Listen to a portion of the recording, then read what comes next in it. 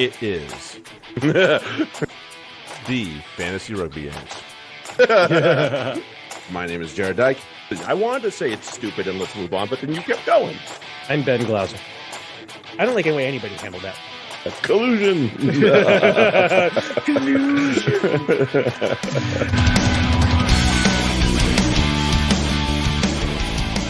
Hey everybody, welcome back. It is the Fantasy Rugby Yanks. My name is Jared Dyke. I'm Ben Glauser. Let's go. We got plenty to cover despite the fact that there was only Prem action, but other things afoot. Other things A little bit. All over the place. So let's crack them while we got them. Yeah. Find us on your favorite podcast app. Share, download, rate, review. Emphasize that first one. Share. Sharing is caring. It is after all. It is after all. As always, even though he's inactive for a little bit, we do recommend that you buy the Fantasy Rugby Geek a coffee because he's earned the break that he's on right now, and he'll earn his paycheck when he gets back. I promise. Certainly, no doubt. Yeah, he's been there for all of us. We can be there for him. Yeah, he's been there for us all. As always, there's no discrimination here on this podcast, nor should there be in life or in sports. And it's it's a lot of the same that we've been talking about. Ben and I were just talking about it.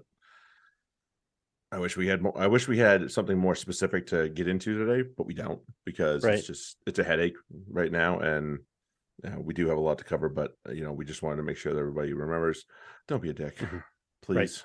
Yes, please don't be. There's enough dickery out there. Yeah, don't add to it. There's enough dickheadery. Please don't do it. Grab our Patreon. Of course, that's out there as always. Boom Bust is up. Finally got there, and thankfully, it's not a huge concern for a couple weeks. So, but next week's column should be very interesting. I will say that. I probably won't do it the same format. I can guarantee you that. It's way too many games. Right. Way too many games. That is a lot of writing. All right. Okay, so let's go to the news and what we're going to talk about. Obviously, the biggest piece of the week is the departure of two coaches. We'll start on Wales replacing Pivac with Warren Gatland because that's the more definitive of the things that we know in terms of who's replacing who. And it's for both coaches. It's just sometimes you wear out earlier than you expected. Mm-hmm. In some cases, I think Pivac has been hamstrung pretty hard by the union in general. I think the 60 cap rule is kind of silly. I don't. Yeah. Bigger was talking about it too. He's like, "Yeah, we need to get rid of that. It's dumb." Right. It is, and you can't. Yeah, kind of all these players that have come back to Wales because you've asked them to come back, and then don't get a sniff. Between that and the whole it creates friction when you don't have to. Right. I get that they're you want them supporting and it would be if we make you an offer that's comparable to what you can get, then we would like to have you. That would be there might be some they can probably twist an arm that way once if they got rid of the cap anyway. Look, that's fine. We don't have the cap rule, but you're not good enough to make it unless you come play with us or something like that. Right. But we'll pay you what you're worth. That would be one thing, I guess. I don't know. It's not either way. Pivac, I think, had to go. I think he'd lost everybody's confidence. I think it's a different situation than with Eddie. It's that he didn't bring anything to the table. You can't do worse, and you can't go into a world. That's actually kind of the difference is that you can't go to a World Cup with him as your coach, and have any real respect for yourselves. Right. Certainly can't have the same ambitions as you had in Japan when they got to the semi. Right. And that is a lot to live up to in a lot of ways. It is, but it's not as though the talent is not there. No, I agree. So it's okay, if the talent is still there, it's a lot of the same guys. Mhm. and they're not like past their prime guys. Maybe bigger is kind of in that range, but Right. um, that's more of a he gets hurt a lot and has to come out. Mm, Like I don't know if you can really count on him for a World Cup. So it's like, right. It's but other than that, like the wings are the same. You know, like a lot of the centers are the same. Like there's not that much yeah. difference. So They've why are they performing so much worse? And you know, yeah. I don't know. It might be a little bit of leaning on some of the old dogs a little too long, or expecting mhm. too much. And we talked about like the back row last week a little bit. Um, they have a lot of young back rowers, and they're still wheeling out Tipperick, which Yeah. is kind of a eyebrow raiser. And they tried I don't remember if it was maybe it might have been both the Six Nations or the Autumn Nations. Doesn't matter. They did try the Mhm. lock at 6, which they don't really have a lock that can play 6. So it's No. like, why? Yeah. Why'd you do that? Just to do it. Like no. Right. And I understand sometimes that's well, we got to get better at the lineout. Well, then get better lineout moves. Yeah.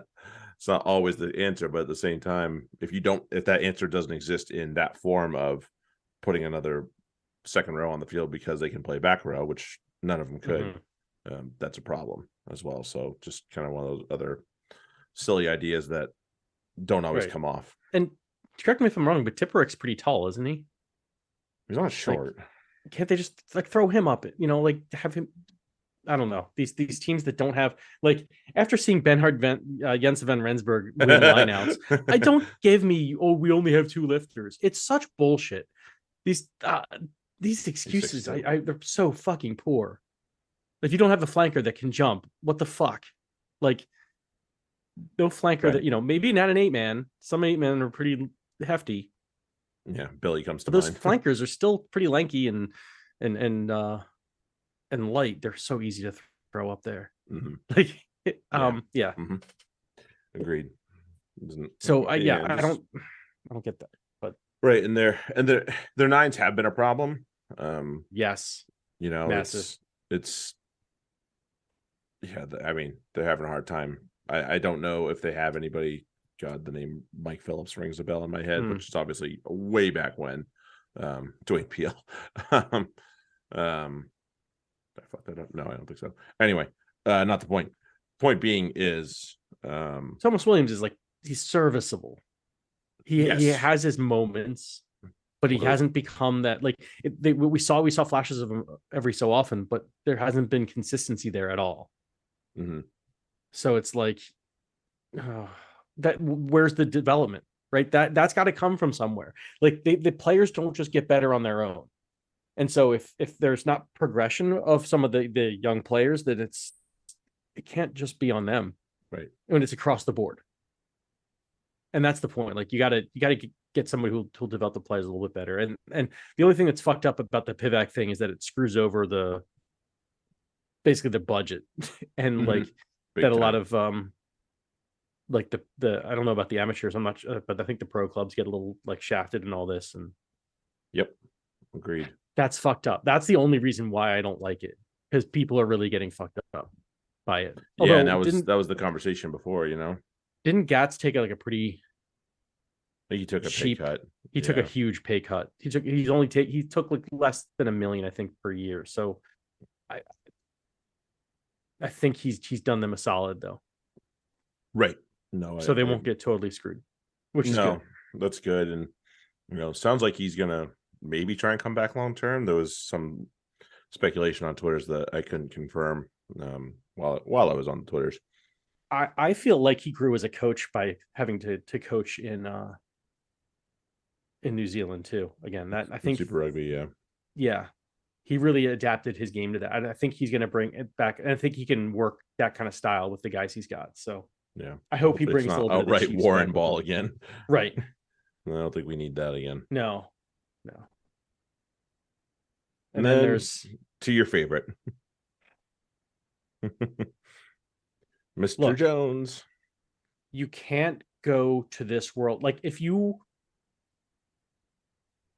are, you know, if you're going to tell me you're going to go in this World Cup with Johnny May and Jack Noel as your wings. And literally at this point, like you can say you can't fire Eddie, that it's wrong to fire Eddie. You cannot, after this tournament, you cannot go into, there's nobody to blood. Malins has had his time. He should have been playing. Freeman should have played more. Like, yeah, let them make their mistakes. Get them out now. It doesn't fucking matter. That's what I don't get. The whole thing I don't get. And like, but you can't be telling me that, it's like a team that is going in a Power 5 conference in college football, going into without a quarterback. And you're saying like it's almost as and saying like no, we're really favored to win a national champion. No, you're not. You're not winning. You're not winning shit. No, you're not winning with these wings. Every time you play, like we talked about at the time, who did South Africa target? Like who did New Zealand target? New Zealand targeted both of them, but then they found that Noel was really easy to pick on, so they just kept picking on him. Totally. It's out there. Like, what do you? The idea that Eddie's hiding something, he's exposing everything. Right. And that's all. Because I don't buy it. I definitely don't buy that whole thing. Yeah.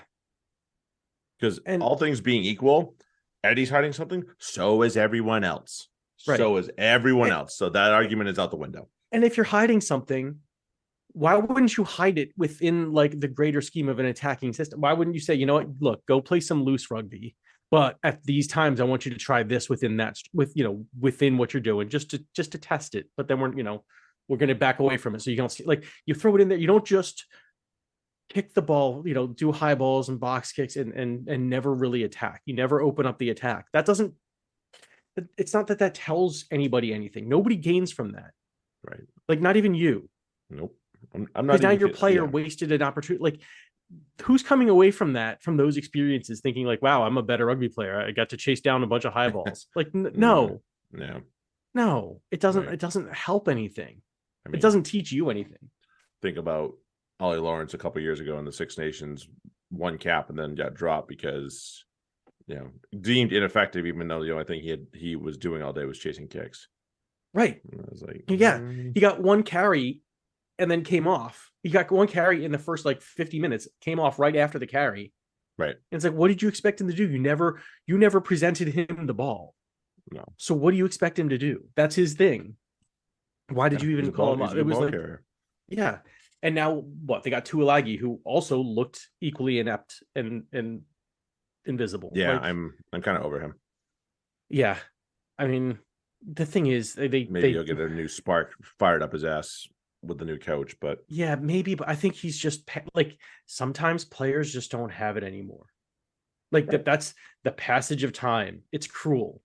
It fucking sucks. Agreed. But it happens to everybody, and so you can't. It's just like the same. When we started this podcast so many years ago, would I be saying the same things about Johnny May and Jack Noel? Actually, I'm pretty sure I was saying the exact opposite of these things. These were the guys that I loved watching. Right. But that was what, 5 years ago? It was 5 years ago. 6 years ago? Yeah. Something like that. Yeah, it was 5 years ago and a World Cup ago and all that shit. Right. Yeah. It happens. They're not as good as they were. And they're not at international quality. Right. Like, how can you go like, and they're like, the thing about rugby as you go up, that I've noticed anyway, as you go up the food chain, is that there's fewer and fewer hiding places, right? You play D3 and you could probably have 4 good players and still win a pretty good amount of games and really be surrounded by 11 thumb up their ass, like no athleticism kind of guys. You'd still do all right. Like, you go to D2 and it's like, no, it's kind of flipped. You need, if you can maybe hide 4 people. Right. But then it gets, and then you weed people out. That's what that does. That's the filter that goes up professionalism. It is. You get to that, and Johnny May getting fucking torched by Freeman this weekend. It's like, that's all you got. He can't win. If he can't win, like, if you're an international wing, you win foot races. You don't get blown away by them. Like, they're busy. I think we had that conversation. Like, they're busy, but they're not effective when they're busy. Yeah, look at Jack Noel hitting that ruck. What the fuck is he doing in there? Nothing. He's like a flea on a fucking elephant. He's not doing anything. No. Yeah, and then, like, every time he goes into contact to try to make a tackle, he gets like bowled over. It's like, oh, but look, he stuck his neck, stuck his head in there. It's like, yeah, he was ineffective. He got trampled. He got left in the dust 10 meters behind. That's how he gets hurt all the time right. too. And then he gets hurt.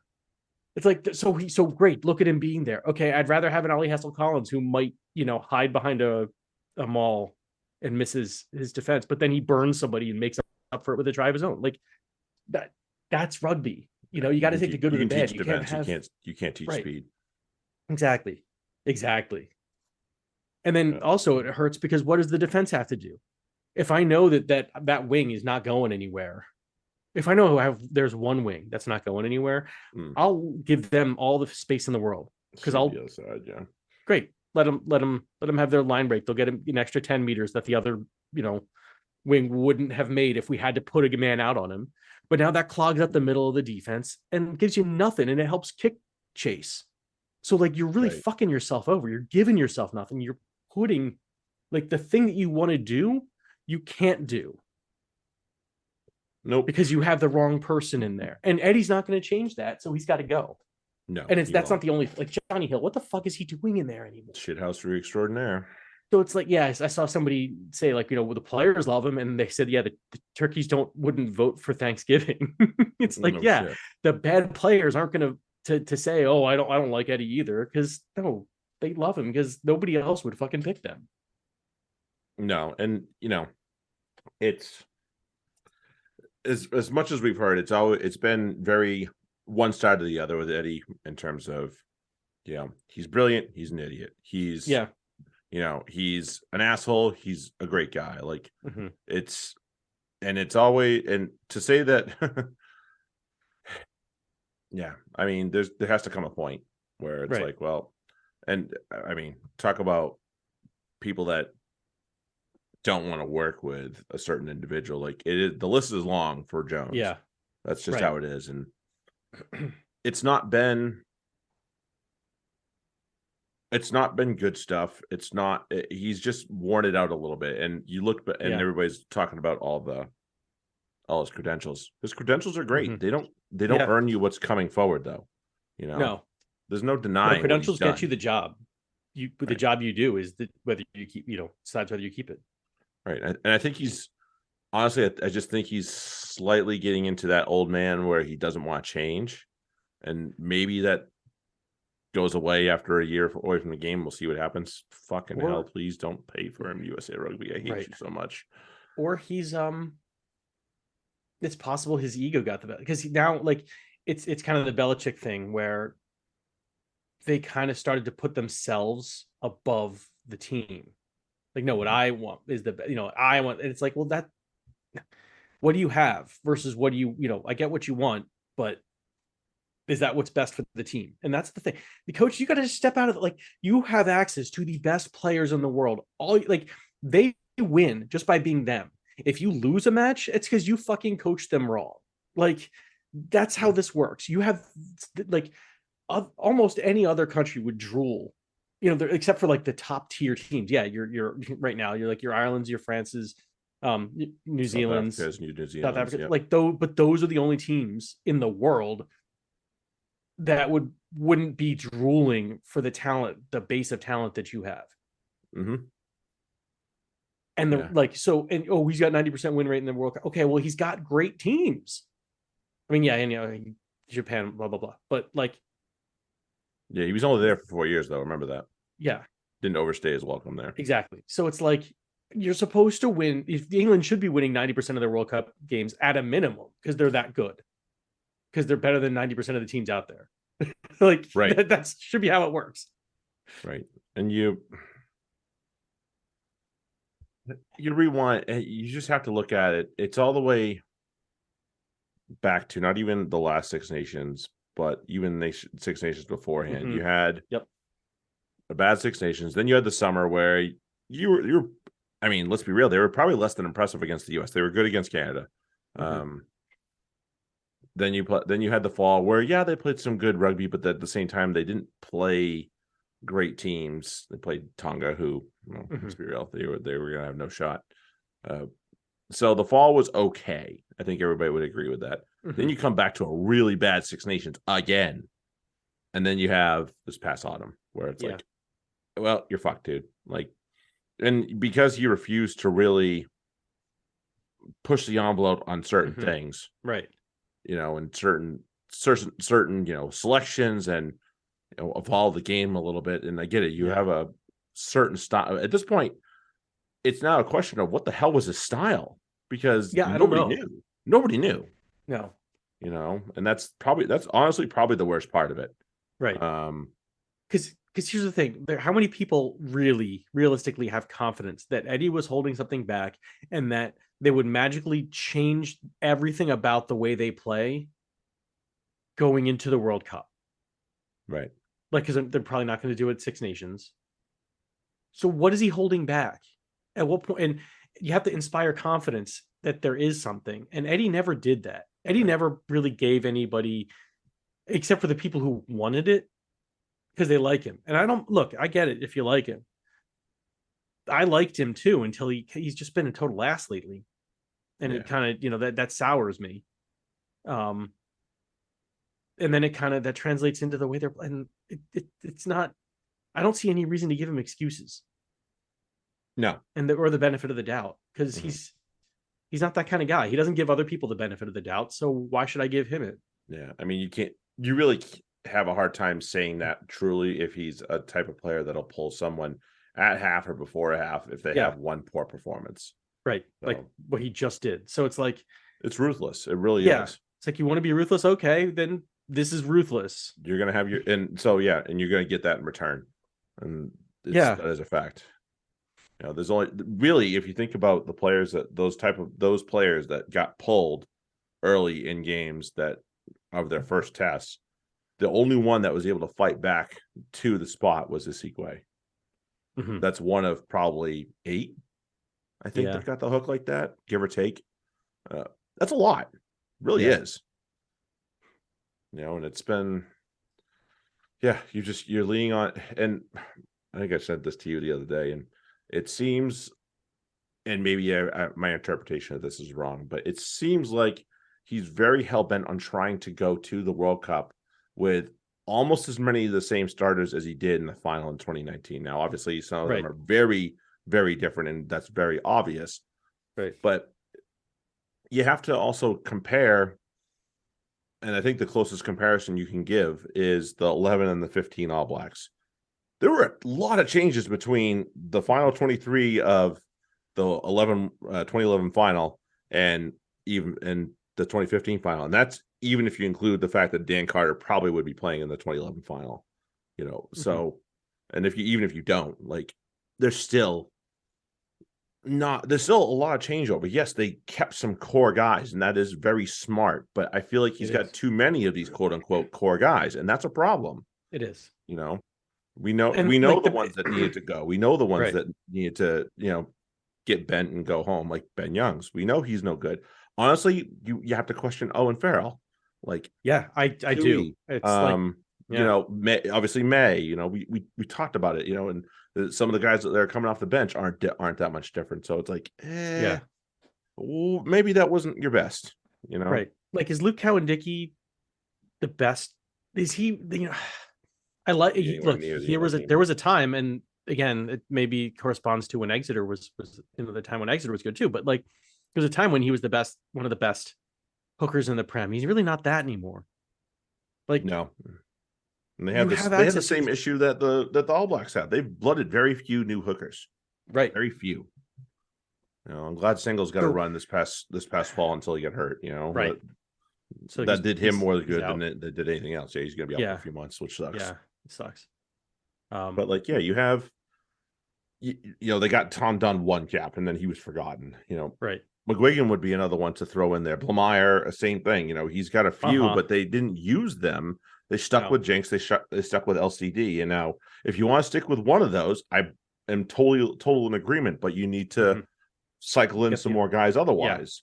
Because do you really need? Does LCD and Jinx, do they need to play? Especially Jinx. We've seen it. He doesn't need to play international rugby consistently. He can turn it on and off. He knows it's the same shit that he does with, like, he just plays rugby. Yeah, he's really good at it. Yeah, a couple every window. Yeah, 1 to 2 every window will do him good. He'll be like, all right, I'm good. I feel good again. Let's go. Yeah. And And obviously that's that's fine. the fear of like, there's also the fear for a player like that, like, you know, maybe Lemire becomes the next big thing and he gets relegated to the bench. Well, earn your fucking spot back. Exactly. That's what I'd say too, you know? Right. Because he's available. It's like, but you can say, you know what? I want to see what this guy's got. I want to make sure he's ready, that so that when we go to the World Cup, you know, again, Yeah, you're not stuck on now two Jinx and options that LCD are meh. aren't that young. Yeah. Right. Right. So there's no building anything. It's if he undercutted the future of the program, and for what? But I saw somebody had his stats up as far as the wins and losses, and for each of his years, and that the corresponding year, like in the World Cup cycle, Eddie was worse. I think each time, maybe the first year after the last World Cup, I think he was better this time than he was last time. Right. I think they went on a revenge. I think they went on a rampage. Yeah, and they did. And then COVID hit. The next years have been significantly worse than they were in the 2 years leading up, the last cycle. So it's like, no, he's regressing. He's clearly regressing. And you can't go to the World Cup with him. It's too much. It's like, so that was they had to, like, the only thing, and I know you're not supposed to fire your coach going into the World Cup cycle or the World Cup year, but the only thing worse than doing that would have been to go to the World Cup with Eddie as your coach. They can't, they can't. There's no confidence in him. For me, it's just they waited too goddamn long to pull this trigger. They did. They really did. You should have. It should have been done. Eons ago. It should have been done. Freaking after the Six Nations this year should have been the time to do it at the absolute latest, because you had 2 more windows than you do now to get whatever international coach you were going to go with in, and get him into getting him comfy and get him going. Now you've got Six Nations and warm-ups, and that is it. Right. Yeah. That you're asking a lot. You really are. Maybe it works. Although, and at the same time, everybody hits the stride, but it's a free hit though. That's the best part. Like, you also gain the what is it, like, how in wrestling when the guy's getting his ass, and like, the guy's getting his ass kicked, and then he like appeals to the crowd, and the crowd like makes him stronger, and he's like, all right, now we're gonna, and he fucking wrecks shop. Like, I know it's fake, but that's like the same thing. It's like the getting that recharge, the invincibility when the guy gets tagged into a tag team match and goes nuts. Like there is a momentum shift to it, and I think that it's a good thing. And it may be the fact that it's late. It's almost, because now there's no pressure. It's like, all right, fucking, let's just go play rugby. Just go play rugby. And you know what? They could win that way. They could. So it's like, they could win it. They're just like, hey, we're going to take some talented people and go play a rugby match. Yep. And see how it works out. No, that's a genius master plan. It can't be a master plan. It's going to be very simplified. I think that's an understatement. So we'll see what the, yeah. And you could do worse than saying, okay, Marcus Smith, you operate that Harlequins attack at such a fucking high level. Let's just use that. And like, as far as the backline plays and shit like that, and just run this team. Because that's what it's like taking your young quarterback and being like, go, just do what you can do best. Yeah. And you call the plays, just run. Because he's not stupid. He might make a mistake here or there, but he'll learn. Yeah. Better than whatever we're not doing, whatever's not happening now. Yeah. Fact.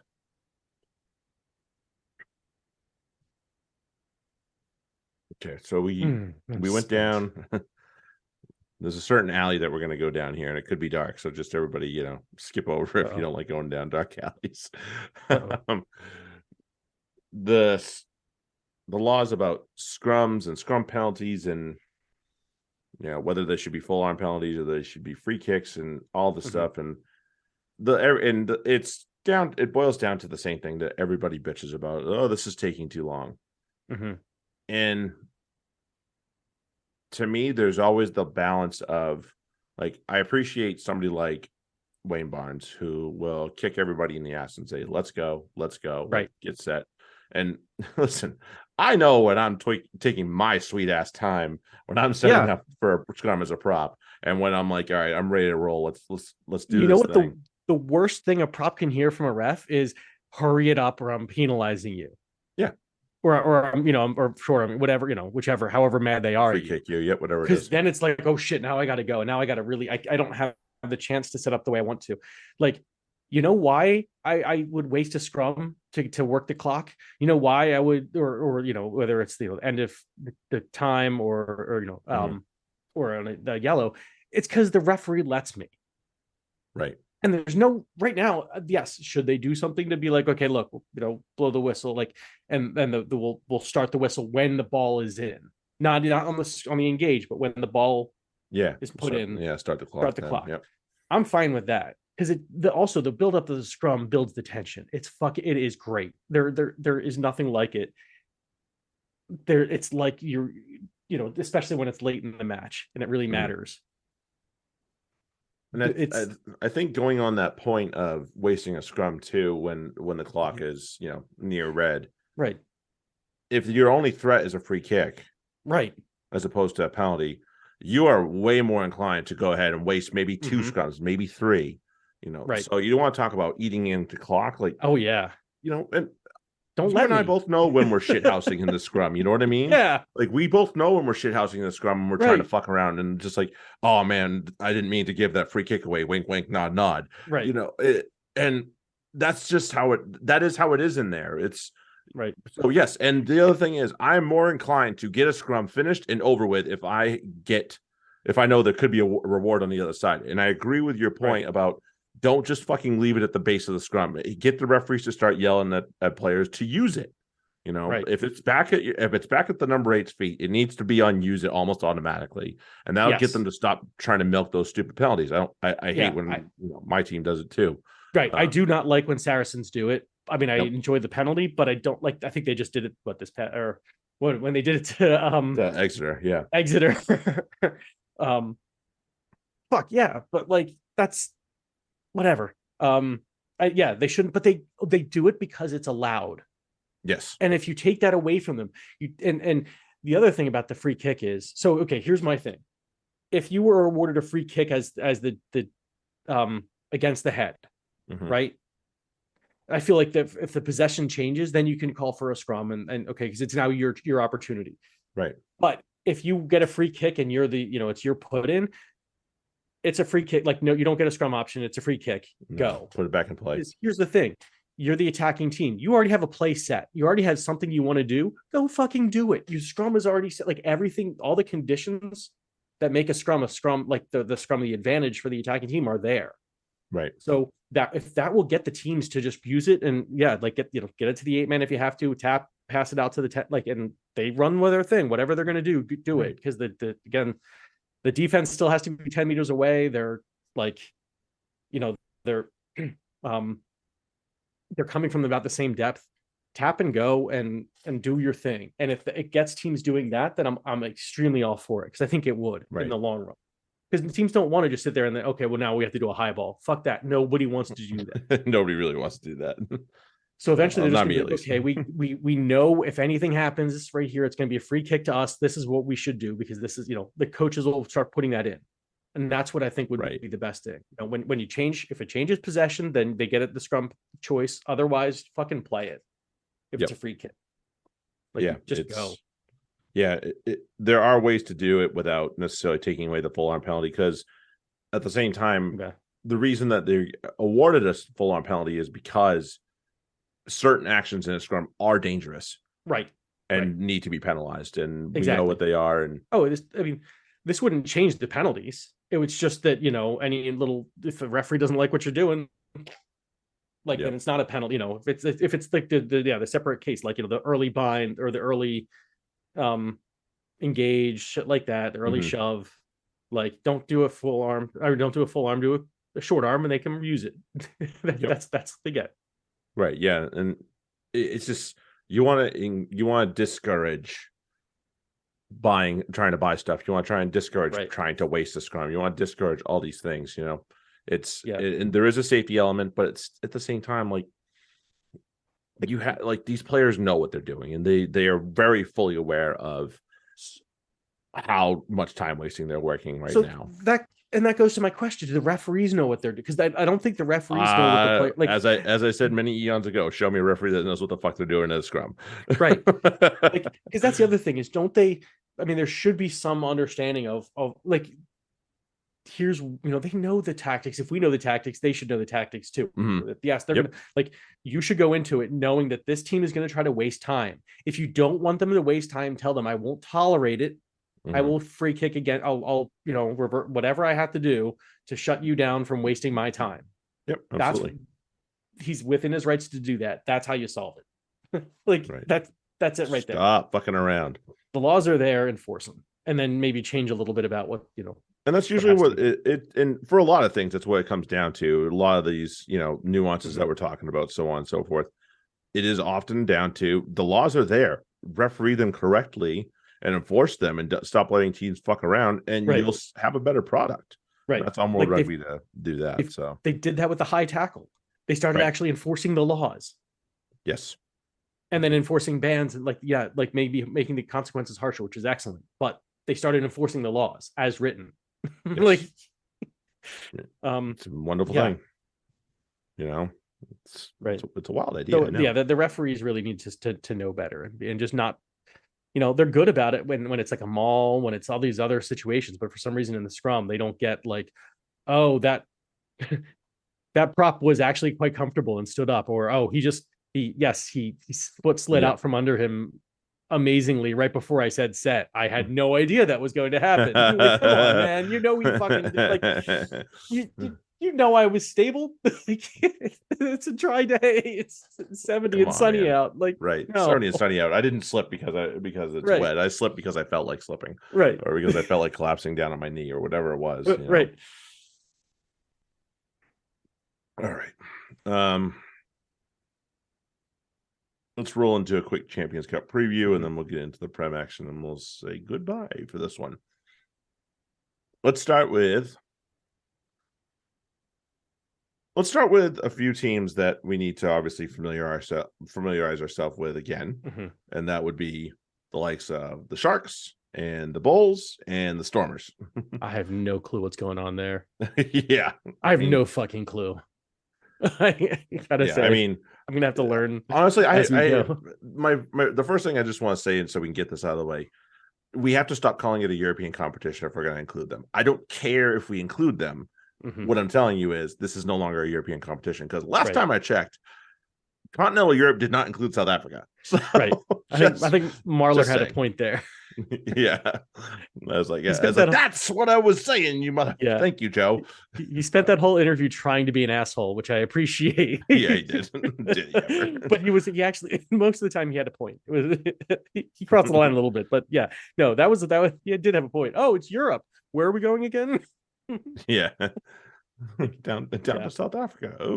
Oh yeah, that's not far. Like that. Yeah, he's got a point. It's bullshit. It's a it's a lot to do for travel, club. No doubt. Yeah. And I mean, these guys, they're away from their families as like a lot as it is, which everybody is, but it's different. They even more so. Yeah, very much so here, and that goes for both teams on both ends too. Yeah. Right. Yeah, I'm looking at the schedules and I'm like, holy shit! Like, the South African teams are going to have to fly up, fly back, fly up, fly back. And it's like that. All of them, I think, have to. Yeah, they all have to get to travel twice, and that's a lot. And they don't. I don't know that they really have. I don't think that's good for them. No, I think they're going to be pretty annoyed with that whole thing. Yeah, no doubt. But so defending champions in the URC is one of the South African teams. I'm just struggling to remember which one it is, because I know the final was between two of them. Let me look. Hold on, so I don't put my foot completely in my mouth. And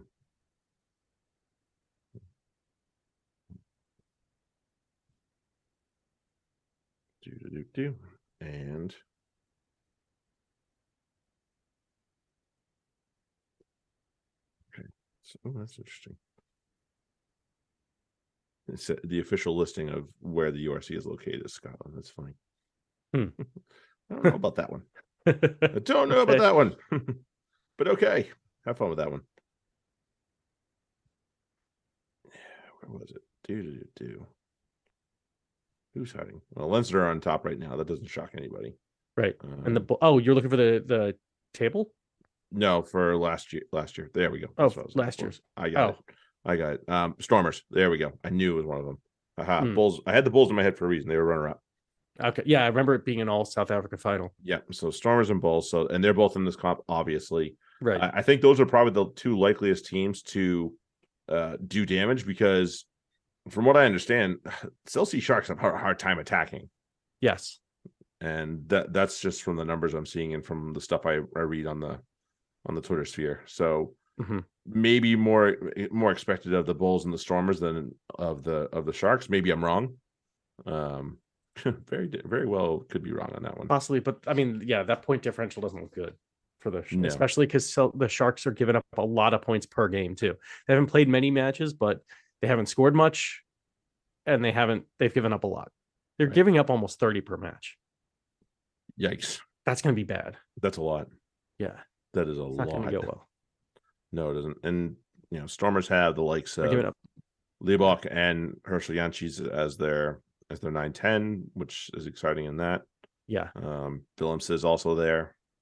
So that's got a lot of potential in terms of that one. Sinatla's in that team. So I like what I see there. Elapate Liu was actually employed there as well. Yeah. So very interesting. On the Bulls, though, we thankfully we got some good news on Spu and Nkosi. Like, sheesh. Oh yeah, give us all a scare there. Crazy. Yeah, I shouldn't say that. It's just a unbelievable story. Yeah. So I'm glad he's okay. But yes, we were all kind of holding our breath. Yeah. Didn't expect good news because of the length of time, but right. Yeah, as it was pointed out, it's a long fucking time, but yeah, Bulls I like a lot. Kurt Liarns is in there. Kyle Brink is down there. There's some good stuff there, man. Houston, Cornel Hendricks. Yeah. I think Vince Dodden's employed down there. I don't know if he's healthy, but that's true. Still good. Right. It's the same. Kyle Brink's there. Yeah. Yeah. Found him. Wow, I haven't seen it. I haven't. Milani. That's a name I haven't heard from a long time. Yeah, hopefully Nkosi's healthy enough that he'll eventually make an appearance in here as well. Right. Lionel Mapu, that's another one. I know there's one more name that I was kind of excited to see again. Yeah. So Curtly. If I had Curtly, but I did. Okay. Yeah, still, I was like, just making sure because we got to. That would be no. I would not skip over that guy. Right. No way. Okay. Be a crime in itself. It'll be so. Yeah. If I'm gonna put money on a South Africa team making damage, mine's going to the Bulls right now. So, but otherwise, I think, and let me look at it a second because the Bulls have a decent run. It's gonna be interesting for them because they're gonna play Lyon, who hold on, I have it here. Lyon they're doing okay, but they're also giving up they've given up 300 points in 12 matches. Okay. So they're giving up a significant amount. They've only scored 299. So they're like kind of they're sixth in the top 14. Right. And then they play Exeter, which they should crush Exeter. Are they in Devon this first time, or are they down in South Africa? First time is in Devon. Okay. Sandy Buttcrack. Okay. Interesting. So we'll see, but that's week 2. Yeah. See how that goes, I suppose. Right. But otherwise, we got some people that are really trying to get back to it or get into it or whatever. We know Rosting are probably going to have themselves a crack. Leinster came up one short last year. Quins will have themselves another crack. Series are back, so they're going to obviously give it the old go. Toulouse once again are obviously going to be a team to not be fucking around. Munster, same thing. Right. And then there's other teams that could come out of nowhere as well. Right. And Toulouse play Munster. So that's like tough. this is good. That's a tough, like, so Toulouse have a tough draw. Right. Munster and Sale. That's tough Yeah. defense. I mean, if they can crack those two, then Right. I'd put them in the semifinal right away almost. Yeah. That fucks so many of them though. So that's going to be interesting there. I think that opens the door for like a Montpellier who, have a pretty an incredibly easier draw. Two bottom of the table teams. Montpellier playing London Irish and Ospreys. Yeah. It's the one Welsh team. Yeah. I will say with the inclusion of the South Africa teams, it gets rid of probably some of the teams that didn't need to be here, like most of the Welsh regions that end up making this. Sorry, Welsh region fans. I'm sorry. Not sorry. No. Same with both Scotland teams don't need to be here necessarily. Not really. They do need to earn it. So send your best. Sure. And, So if they've earned it, then if the both of them have, then great, send them. Right. But I think we have Edinburgh, and that's enough, honestly. It is. What do you shot in the dark prediction? What's the final and who wins?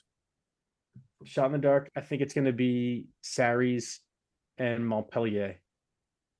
That's a shout. And I think Sarries take it. Not to be a homer. They'll be a homer. They'll be really, really back with an axe to grind. There's no doubt about that. Mm-hmm. That's the other thing. I feel like Leinster has a roughish draw. They have to go like Leinster and Racing are going to go fucking like head to head charging bulls. Like, yeah, that's going to be fucking battles. And that's the main competition. I feel like because Quinn's play Ross, like everybody else in that pool has a much tougher draw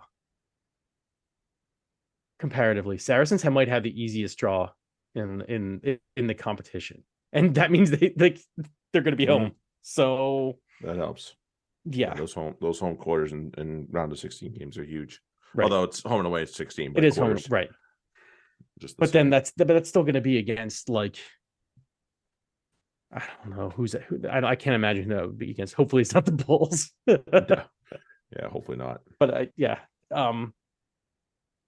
it'll be whoever comes in eighth, 7th, 8th, 6th, 7th, 8th across the way, likely. Right. Somewhere in that neighborhood. Yeah, I think we're looking at not a great team. Like we're looking at a Bordeaux or maybe Chelsea. Maybe.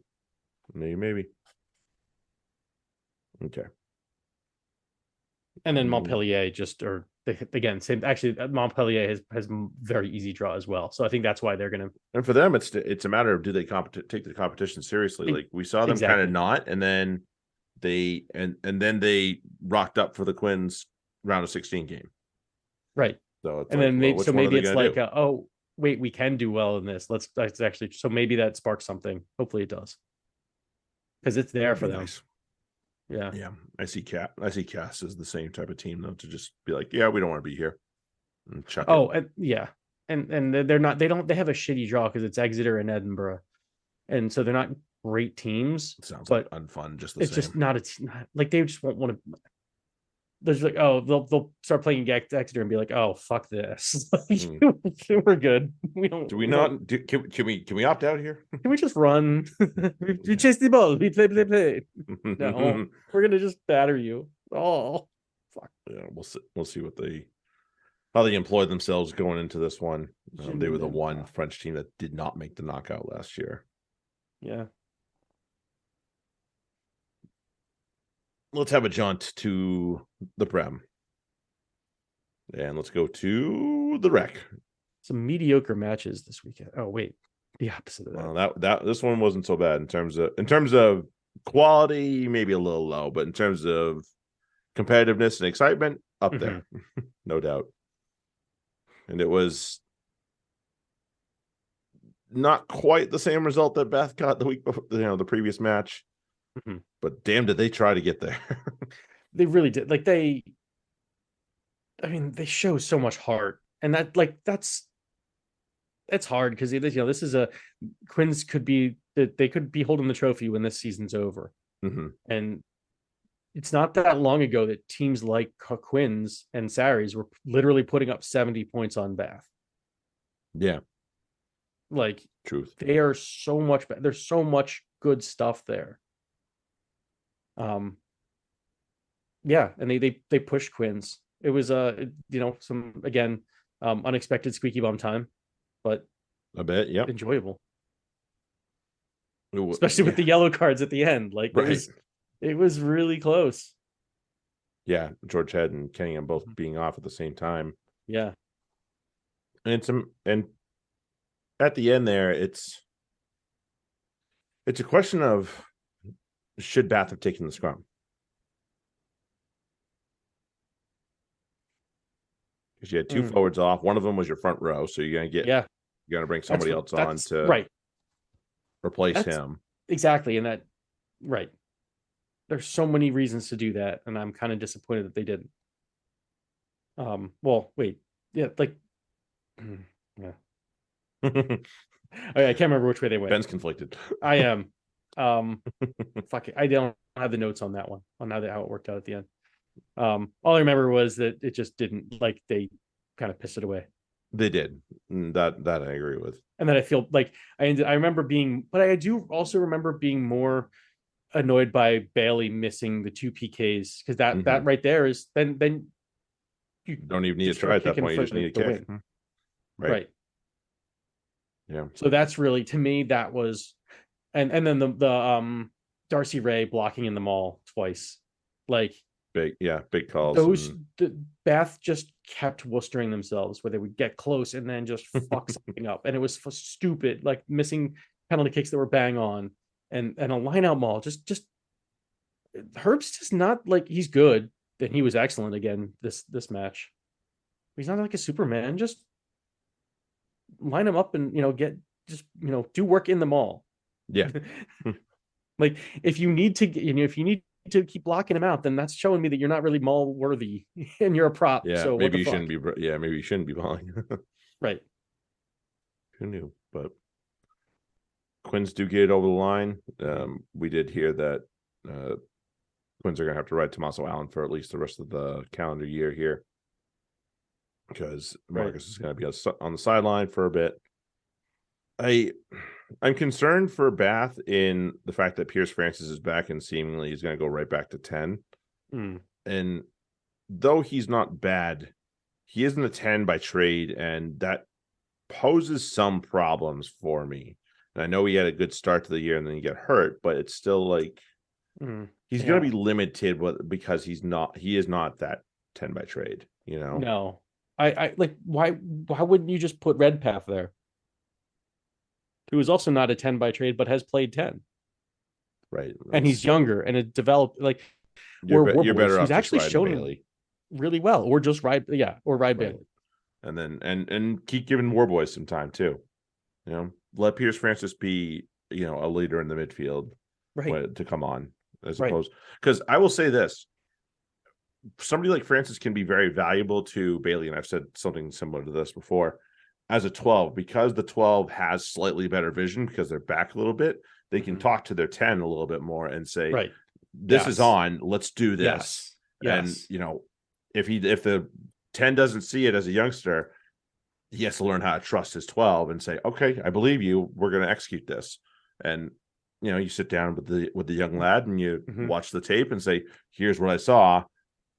Can you understand that? And hopefully next time, stuff like that. So for me, I think that's where the value comes for Pierce Francis in this team. Exactly. And it's, having somebody out there giving you not so much instruction, but like when they see something, you just trust them, you go with it. And then, and then you said, but then you can also, after, it happens a couple times, you can look and be like, okay, you can start seeing it. And that way, what he's looking at, and then you can ask him what the keys are, and that's when you run that on its own, on your own. Like, that's how it works. And you got to see it's not, like, the film helps, but having the person out there Like you're in the moment with them, and then on the film too. That's like you said, huge. Yep, can be big. Then let's go to Brentford on Saturday. Irish and Newcastle, and as we expected, Newcastle just aren't quite ready to travel and get some of these wins. No, Had some bright spots, but certainly in the first half, but really just let it get away from it that second half. Well, the first 10 minutes of the second half were perfect. Right. You know, they Pepper goes over. They had the penalty, like boom, and then they just let the Irish get 10 back in the next 10. Yeah, and then you just see never Lucio responded. Cinti in their sleep. Yeah, yeah, a little bit. Yeah. And how'd you like that? The Radwan de Carreras on the wing. That was sexy. Oh, that was pretty. Right. Oh, that's a great connection. They're starting to work together. That's terrifying. That should be terrifying for clubs. That should be very terrifying for clubs. Yeah. You know, I think it's going to be very scary for teams as the two of them develop together. Mm-hmm. You know, like Newcastle found a diamond in the rough with Mateo Carreras, and they need to move heaven and earth to make sure he does go anywhere. Right. No, and so that means they got to start. Yeah, they got to start making him happy. And get rid of it. Yeah. So we'll get on to the exiles in a second. For Newcastle, I think we can all agree that Tian Schuman's not a very good 10. I think so. But he is bad enough that he can't unseat Brett Connon. And that should be worrying for Newcastle because Connon's not your future. No. I mean, you let your future walk. Maybe he'll come back now that the Wasps are belly up, but it's a problem in many facets here. Mm-hmm. Mm-hmm. So I would be concerned. That is the one spot I'd be very concerned. I think they have a lot of talent otherwise all over the place, including 9, even though they've been fucking playing Mickey Young. Somebody please hit him hard. But other than that, they have lots. So I think that's really like the last spot to address for them is that 10 shirt. They need a true difference maker, and Collins not it. And you can do that if you have a lot of difference makers around the park, which I don't think they do yet. You don't necessarily need that difference maker at 10, but to have one at 10 is such an X factor. And it just gives you that possibility of we can pull this out of our ass from anywhere. Yeah. And they just don't have it right now. So and without withstanding of, Mateo, Mighty Mouse, Mateo and Radwan, they don't have a lot of just like game breakers and game changers. So that's why they need a guy like Pepper. Pepper has been I remember somebody talking about him a couple of weeks ago. I don't know, somebody was mentioning him. He was ugly as shit though. That's all I know. Yeah. But yeah, he looks like they're a real player. They need somebody like that because like Ferns is not. I mean, I know he went out early this match, but no, he's the old plotter as we like to talk about. Right, here. Another guy who 5 years ago we would have been like, hey, Carl Ferns, look at him being awesome out there. It's like he's not. He's no longer here. He's no longer there. He's certainly not every fucking where. He's kind of just there. Agreed. And Callum Chick is actually like the thing that Pepper is doing is opening up for Callum Chick a little bit. Because now Chick the past couple of weeks has found space. And so it's like, okay, you're putting like the pieces are clicking into place. They're there. Yeah, you need a 10. And you need the Maddies, the Puma Maddies to be around in the centers. Otherwise, you got fucking nothing. But yeah, so there's a lot to go, but it's there, and I think that's a positive. But you're right, they need a fly half. Yeah. Speaking of fly halves, I don't care. He had an okay game, but like they still had anyone on the other side of the coin here too.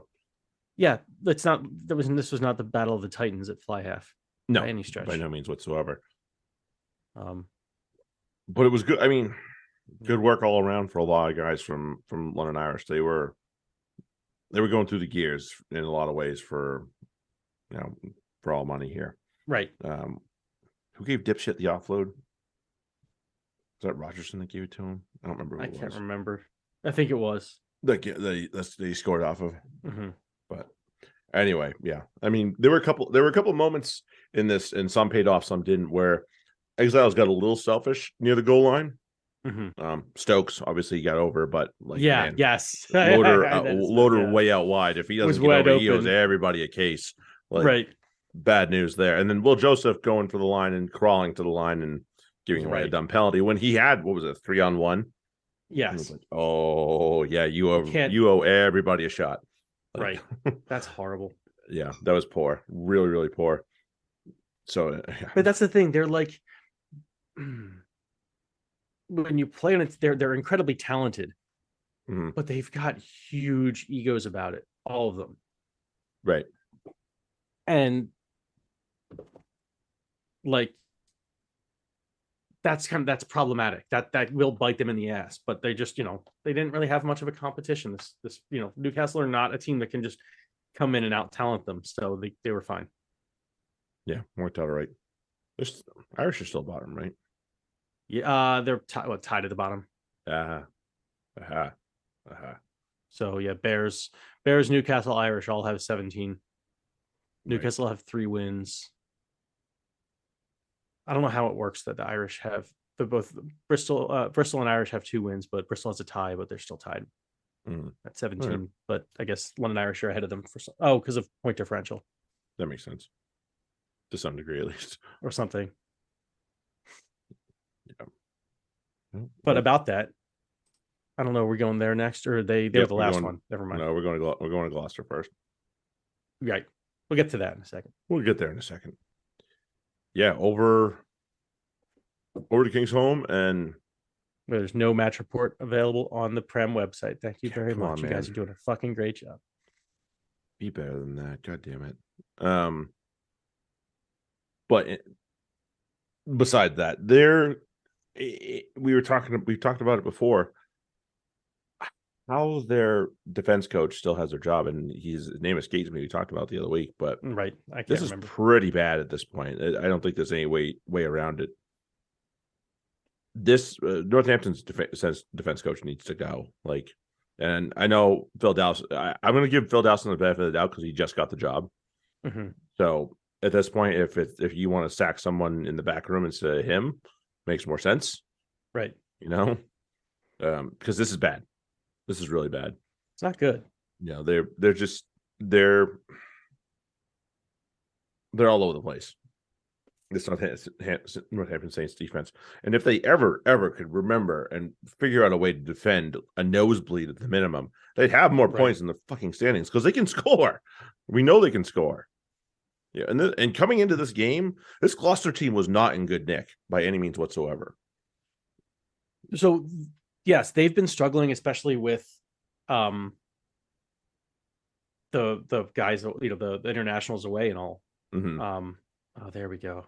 Yeah, lost to Gloucester, lost to Quins, lost to Newcastle, lost to Sale. Right. They've been struggling to regain themselves. And they needed a match like this. They needed like a little bit of a practice girl. Yeah, a little bit.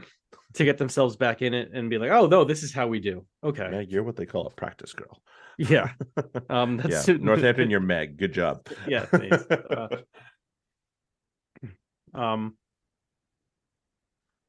It's just it's not good. It's not good. Story. Right. And they had letting up tries to Chris Harris, who's not much of an attacking center as we've talked about. No. But they made him look like one. So look good. Right. I mean, Carreras made everyone look silly, but that's fine. But yeah, like Fraser Balmain's finding a way over the line. Like, come on, right? Man. It's not good. No. And Singleton scored, and he was in the like the very loose too. It's not like that was in a maul. It was a maul try. That, if I remember correctly, no, that was a maul try, was it? Fuck, I don't think so. Now. Point being, that poor. Right, it was really poor, and yeah, it never got. The one positive was again watching Freeman just torch Johnny May. Yeah, Tommy Freeman's pretty good. He's pretty damn good. Nice to see James Ram Like that's the Yeah. thing. Saints Who knew? can score and they can do some good shit in the attack. They just have zero defense. And yeah, Right. yeah. No good, man. No to the freaking good. That's only good for what we're going to talk about in the fantasy corner a little bit later. Right. That's about it, because they make a really easy opponent for fantasy rugby. Yes, they do. You just find the opposing team and start everybody. They'll do okay. You'll have success more often than not. Mm-hmm. Let's go to the gate. Ashton Gate. And it's 26-26. And just I'm a penny for AJ McGinty's like thoughts. Like the guy can't catch a break this year. No, I have a lot of feel for him. He needs a hug. Yes, he does. Yes, he does. I don't know how else to describe what he needs, because it's just like they're there, dude. Like we've all been there. Maybe needs a little bit of a I don't know, sports psychology to go to it, because it's like he's just been dealt just shit hands all around, and it's he's in quicksand. Yeah, the more he struggles, the more he's gonna keep going, which sucks. Right. It's although it helps to have a Semi-Radradra back. Yes, it does. Yes, it does. Didn't waste any time. And it kind of hurt. Didn't waste any time. That's for goddamn sure. No. Right. Didn't waste any time, and then before 30 minutes had a yellow card. So yeah, oops. Lucky boy. Oops. Lucky boy, probably. Mm-hmm. In that case. It was. Can you have a draw and still feel like you won? Because I think Bristol does, despite the fact that they missed. It's the win, because they actually got 3 points and Leicester only got 2. Right. Because Leicester didn't get enough tries. It's a massive step forward. So I think it's something that they absolutely should be happy with the result. They're getting the guys coming, like Semi Ibitoye gets over again, like, and this isn't they're not playing against a bad team.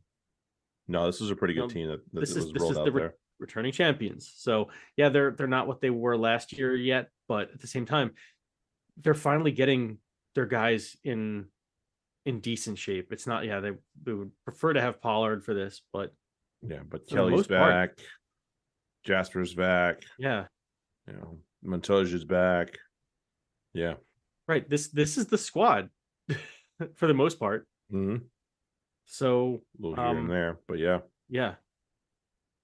Like, Porter's in there. They like Dan Kelly, obviously. I don't know who else would be at wing at the moment so much. Stewart, Ashy, Watson, and Potter. Those are your options right now. Yeah. So those are your options.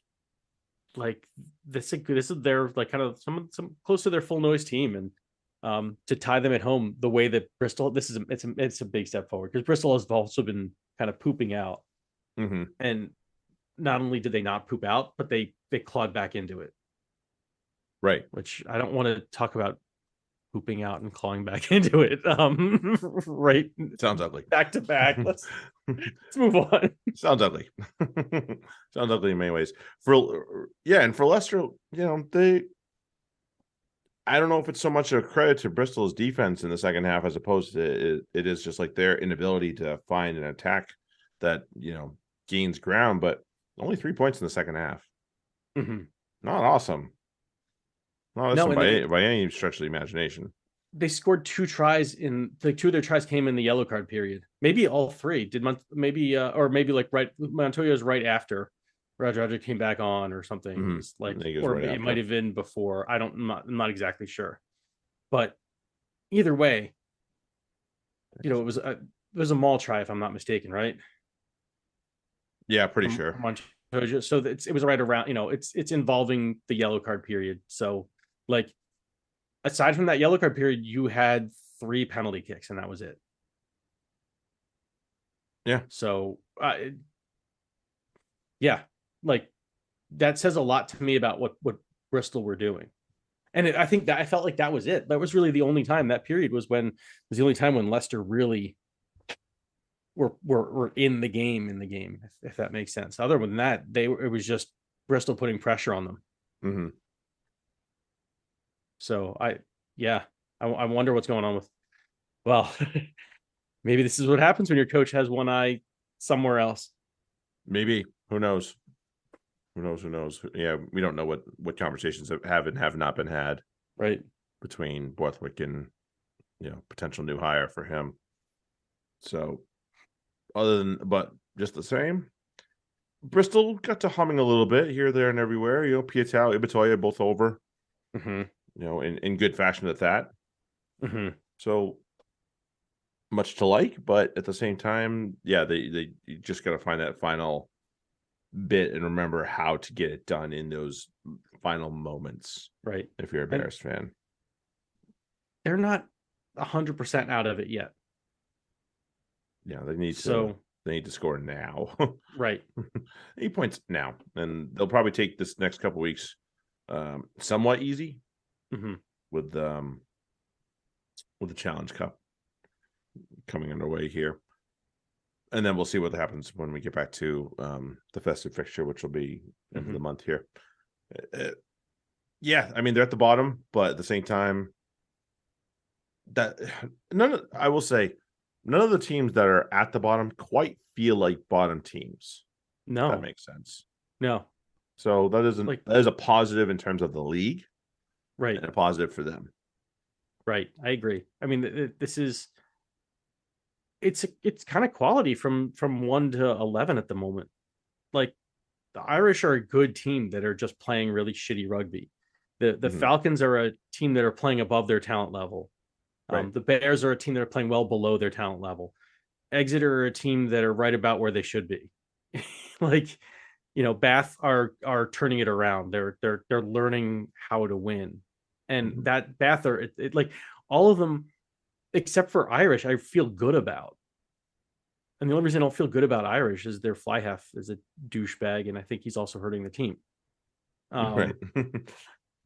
Like Bath, Ted Hill is going to be so good for them for so long. We saw Barbary in the stands too. They have so much right there. And the young back line that we were talking about, like, there's so much positive going on in this competition right now. And you're right, from top to bottom. Because Irish are fucking talented.